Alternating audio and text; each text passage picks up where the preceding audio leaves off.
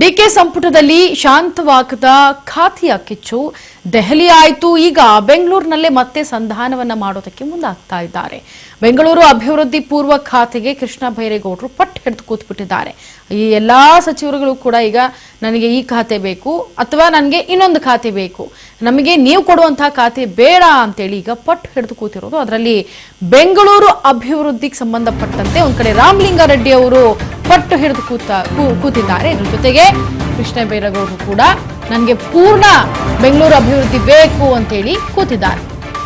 ದೆಹಲಿ ಆಯ್ತು, ಈಗ ಬೆಂಗಳೂರಿನಲ್ಲೇ ಮತ್ತೆ ಸಂಧಾನದ ಮಾತುಕತೆ. ಬೆಂಗಳೂರು ಅಭಿವೃದ್ಧಿ ಪೂರ್ಣ ಖಾತೆ ನನಗೆ ಬೇಕು ಅಂತ ಹೇಳಿ ಕೃಷ್ಣ ಬೈರೇಗೌಡ ಪಟ್ಟು. ಸುರ್ಜೇವಾಲಾ ಭೇಟಿಯಾದ ಸಚಿವ ಕೃಷ್ಣ ಬೈರೇಗೌಡ. ರಾಜ್ಯ ಕಾಂಗ್ರೆಸ್ ಉಸ್ತುವಾರಿ ಸುರ್ಜೇವಾಲಾ ಭೇಟಿಯಾದ ಕೃಷ್ಣ ಬೈರೇಗೌಡ.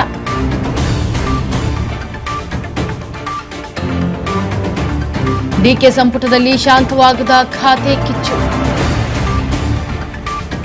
ದೆಹಲಿ ಆಯಿತು, ಈಗ ಬೆಂಗಳೂರಿನಲ್ಲೇ ಮತ್ತೆ ಸಂಧಾನ.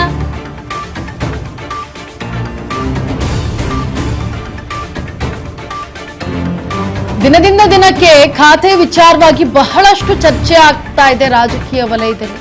ಯಾಕಂದ್ರೆ ಒಂದು ಕಡೆ ಏನು ಇಂತಿಂಥ ಸಚಿವರು ಅಂತ ಮೊದಲನೇ ಪಟ್ಟಿಯಲ್ಲಿ ಸಚಿವರ ಹೆಸರುಗಳನ್ನ ಘೋಷಣೆಯನ್ನು ಮಾಡಿದ್ದಾಯಿತು. ಅವರೆಲ್ಲರೂ ಕೂಡ ಪ್ರಮಾಣ ವಚನ ಸ್ವೀಕರಿಸಿದ್ದು ಕೂಡ ಆಯ್ತು. ಇದಾದ ನಂತರ ಅವರು ಏನೇನು ಕೆಲಸವನ್ನ ಮಾಡಬೇಕು, ಯಾವ ಖಾತೆಗಳನ್ನ ಅವ್ರಿಗೆ ಹಂಚಿಕೆ ಮಾಡಬೇಕು ಅನ್ನೋ ವಿಚಾರವಾಗಿ ಡಿಕೆ ಶಿವಕುಮಾರ್ ಅವರಿಗೆ ಒಂದು ದೊಡ್ಡ ಟೆನ್ಷನ್ ಶುರುವಾಗಿತ್ತು. ಆ ಟೆನ್ಷನ್ ಯಾರ್ಯಾರಿಗೆ ಖಾತೆ ಈಗ ಆಲ್ರೆಡಿ ಕೊಟ್ಟಿದ್ದಾರೆ, ಆ ಖಾತೆಯಲ್ಲಿ ನನಗೆ ಈ ಖಾತೆಗಳು ಬೇಡ, ನಾನು ಕೇಳಿದ ಖಾತೆಗಳನ್ನ ಕೊಡಿ ಅಂತೇಳಿ ಹಿರಿಯ ನಾಯಕರುಗಳು ಅಥವಾ ಹಿರಿಯ ಸಚಿವರುಗಳು ಕೇಳ್ತಾ ಇದ್ದಂತಹ ಪ್ರಶ್ನೆ ಇದು.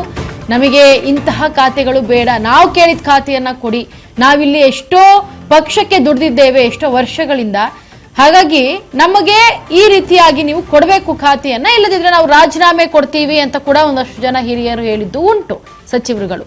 ಈಗ ಅದೇ ವಿಚಾರವಾಗಿ ಖಾತೆ ವಿಚಾರವಾಗಿಯೇ ಡಿಕೆ ಶಿವಕುಮಾರ್ ಅವರಿಗೆ ಇನ್ನೂ ಕೂಡ ಟೆನ್ಷನ್ ಕಮ್ಮಿ ಆಗಿಲ್ಲ. ಇಷ್ಟೆಲ್ಲ ಆದ್ಮೇಲೆ ಸಿದ್ದರಾಮಯ್ಯನವರ ಸಹಾಯವನ್ನ ತೆಗೆದುಕೊಂಡು ಅವರು ಹಿರಿಯರು ಅವ್ರಿಗೆ